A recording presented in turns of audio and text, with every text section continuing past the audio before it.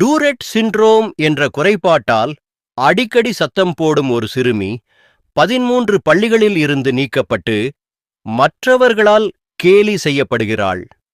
ஒரு பள்ளியின் தலைமை ஆசிரியர் அவளது திறமையை புரிந்துகொண்டு மேடையில் பேச வாய்ப்பளிக்கிறார். அது அவளுக்குள் ஆசிரியை ஆக வேண்டும் என்ற லட்சியத்தை உருவாக்குகிறது.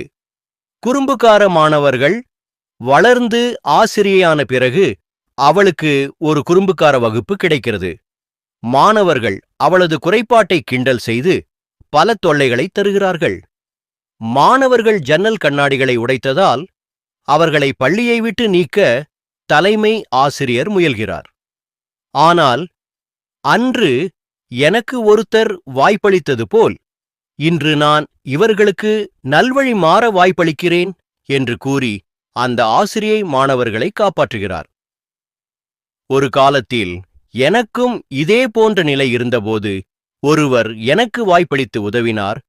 அதேபோல நானும் இந்த மாணவர்களுக்கு ஒரு வாய்ப்பளிக்க விரும்புகிறேன் என்று கூறி மாணவர்களின் எதிர்காலத்திற்காக அந்த ஆசிரியை துணை நிற்கிறார்.